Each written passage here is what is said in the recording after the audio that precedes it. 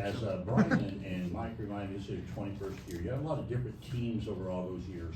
When you're looking at this game and preparing your team for a season, what are some things that you saw today that you can say, okay, we did that pretty well, and some other things maybe we got to really work on? Yeah, I thought,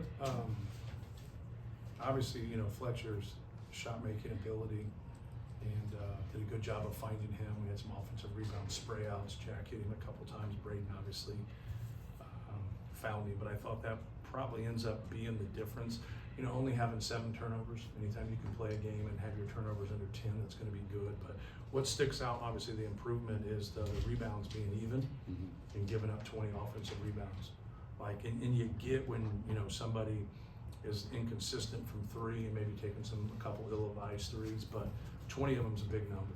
And so I would say that's probably the biggest thing I would take from that. But also just a really good sign that we lose a key piece that didn't play today, and then other people stepped up. Jack Benner played well. Liam gave us some good minutes there. So I think that's a good sign, because guys are going to have games that they're going to miss or have foul trouble, things of that nature. The next guy's got to step up and play. Matt, what's Trey's status, and when did you know you weren't going to have him today? Yeah, I didn't know until shoot around, but he practiced yesterday, and at the end like a kind of a hip pointer, kind of his rib cage started bothering him. So then he tried to go today, and so we'll get some tests done tomorrow and kind of see where he is. I don't expect him to be out. He might miss Friday, but I don't expect him to be out a long time, if at all. He could come in tomorrow and practice. He could come in tomorrow and say he can't practice. So we'll just kind of see. It's kind of a different injury. Obviously, the way Jack had sort of progressed over the summer, you thought he was going to be a factor at that position. Maybe not this big of a factor on opening day, but especially from a rebounding perspective, a defense perspective, how did you feel that he handled that assignment? I thought he did some really good things defensively, especially in help. Just his awareness and knowing what's going on. He's a cerebral guy. He's a good passer. He's got great range on his shot. And he's somebody in that position that can pass the basketball and handle the basketball. He played point guard at times in high school. So I thought he was great. But he rebounded. He found Fletch those 2 times. I thought both of those plays that he made when he chased down those rebounds and found Fletch were big plays for us. Hey Matt, I know start of the game got a little tricky a little bit, but how good was it for your ball club to have a game like this early on to start the season?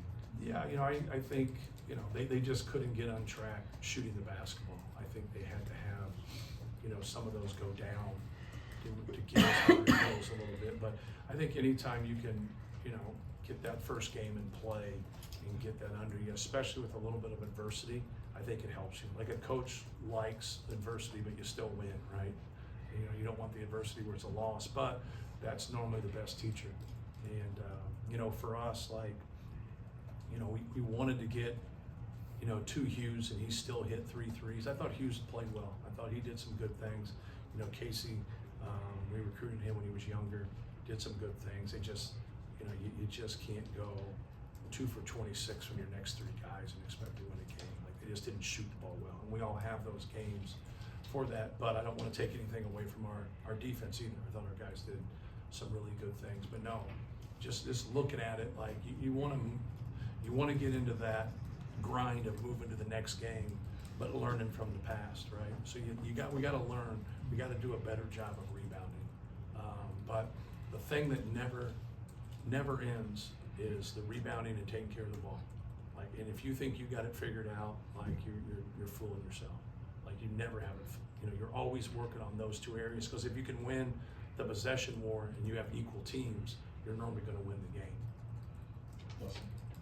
Coach, I know you're always trying to keep teams out of the paint. That's your goal. But how important was that tonight to keep Keyshawn Porter, who's an explosive player, and shut the water off on him basically all night? We let him get it in the post a couple times, and we didn't want to do that. We wanted to full front him.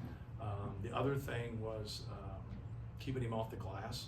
He only had 2 offensive rebounds, and so we started our matchup with Braden there, because we wanted CJ to get to Mueller and make that hard, just that initial surge defensively. But yeah, just trying to keep Porter in front of us and try to get him just to try to score over us, keep him out of the paint, keep him out of the middle, and make him score over us.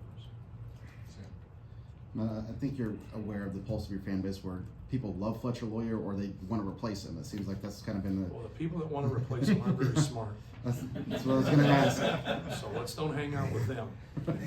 What is the value in him? Obviously, he's a great shot maker, but Yeah. he does a lot of things that just help you win that probably go beyond the eye for this program. Right, yeah, getting 30 points on 11 shots is, you know, unbelievably efficient. But, you know, tough, hard-nosed, knows the game, knows what's going on, always in like good position, understands the purpose of what we're doing on both ends.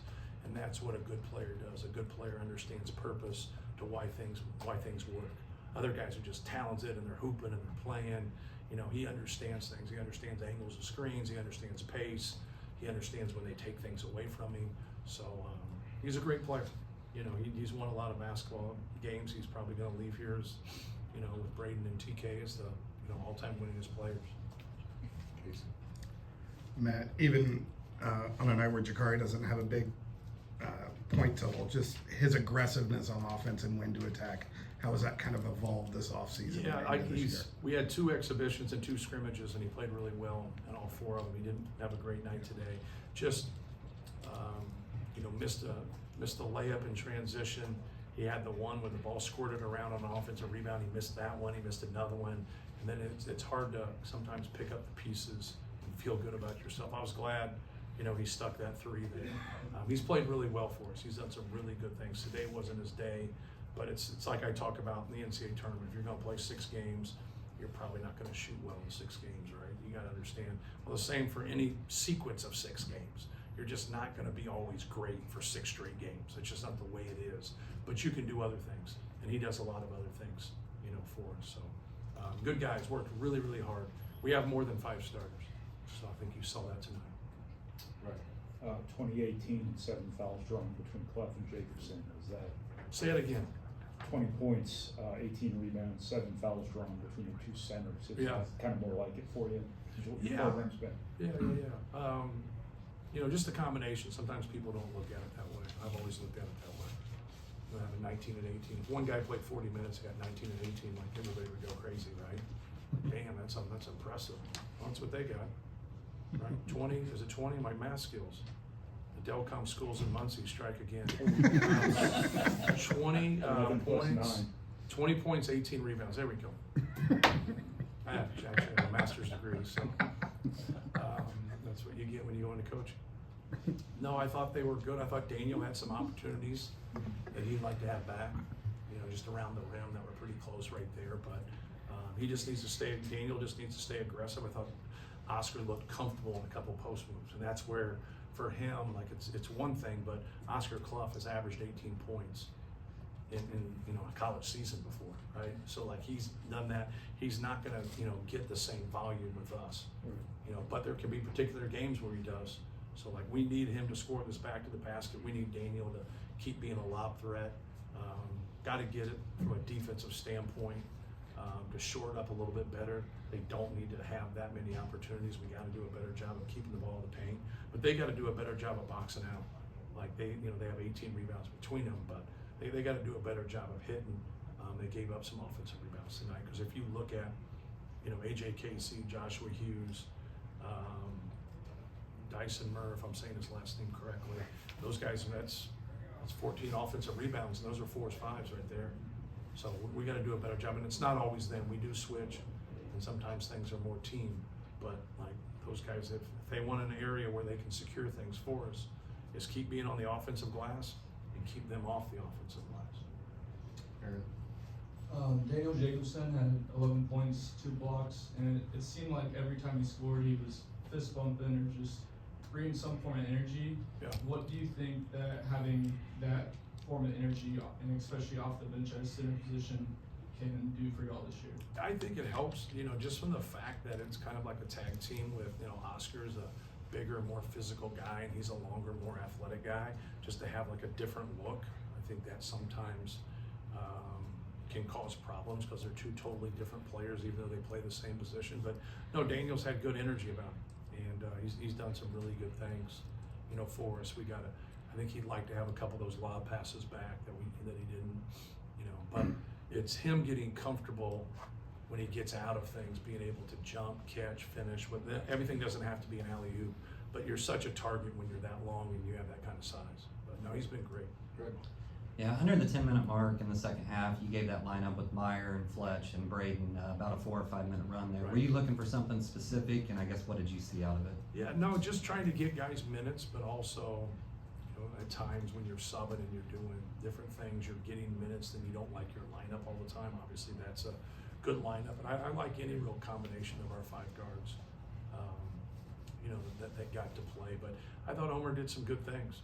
And, he gives us a different look more as a passer than anything, kind of having 2 points out there. I know Fletcher likes it because both of those guys can really, really pass the basketball. Oscar's a good passer. TK's a great passer in those short rolls. And so JB can really pass. And so that's the fun thing. If you ever go to an NBA game, that's what I always grab, besides just the size and the speed and the skill level. It's just like, it just seems like everybody can pass the basketball. You got to get people behind plays, being an actor with action, but you got to get that ball moving. If you can't get that ball moving, they're going to be able to recover for things. Hey Matt, you guys are ranked preseason #1. The program's been ranked #1 a lot the last few years. How are your guys handling those expectations on that this season? Yeah, I think it's fine. We don't really talk about it. At least I don't talk about it. Like, it's just talk about Evansville, right? Now let's talk about Oakland. Like, when you just keep it there, it keeps things simple. I understand, I thought it was really cool the first time we were ranked. And then after that, you're glad you're ranked, but you want to be ranked there, at the end of the season. You want to, but you want to earn that too. We didn't earn this one. You could say we earned it from previous years, but we didn't earn it this season in 25-26. And we're still on proving ground. So we just got to stay grounded and worry about Oakland, because they can come in here and beat us. Casey and then Nathan. Matt, for everything Braden's done for about 3 years, we've heard you telling him to play off 2 feet. Mm-hmm. It really seems like he's embraced that. I don't think in the exhibition or today he's been caught in the air at all. Yeah. And just for someone as good as he is to be willing to add and adopt something like that to his Yeah. game. But it's the one thing, you can't be with great players, you got to be in the gray area at times. He makes good passes at times. He gets stuck every blue moon, but he still is able to keep his dribble alive. And then when he doesn't play off of 2 feet, he does make good plays off of that. And just kind of talking to him about it, not doing it late in games, but it's his mojo. It's his kind of his superpower, that passion and that ability to play. Not with a reckless abandon, but you gotta, when you have what he has in terms of seeing the court and passing the basketball, you gotta give some wiggle room there. Nathan and Brian. You call Jack a cerebral player. I think sometimes there can be a thin line between cerebral and overthinking, and maybe especially in a moment like this, first game, everything. I guess he comes out and he's taking those shots quickly. And what did you take from that? Is that some of that the influence of the other guys you have in this program? Yeah, no, let it rip. Yeah, shoot the basketball if you're open. We can't rebound your turnover, right? So if you got a guy you feel can shoot 40% from 3, and you feel like you can get 20 to 25% of those offensive rebounds, those are positive plays, makes and misses. We're going to set our defense. You can sometimes, when you have certain teams, you get too many surprises. The surprise would be if he turns it down. The surprise isn't that he shoots it. So you can't, if you have that philosophy and you got a bunch of guys that don't shoot, they can't shoot, that's bad news. He can shoot the basketball. That's why he's here. And just make good decisions. Make good decisions, but err on the side of being aggressive when you can shoot the basketball. That's one. Antoine and Sam didn't play tonight. Any decide on any of those guys? Antoine, we're just going to wait here for a couple weeks. Just kind of get through a couple games here and then kind of go from there. You can't get anywhere. He wasn't totally sure one way or the other. He's very competitive. He wants to play. And so sometimes seeing it, when you're talking about your experiences and other people's experiences, whatever, it hits home to a degree, but it doesn't really hit home. So he wasn't quite ready for that, to make that decision. So I just said, wait, just wait a couple weeks and kind of see where we are at that time and go from there. So I like to redshirt Sam. He's got to work some things out. so we can have you back next year. So, he's done a really good job. He really helps us. So, Thank you.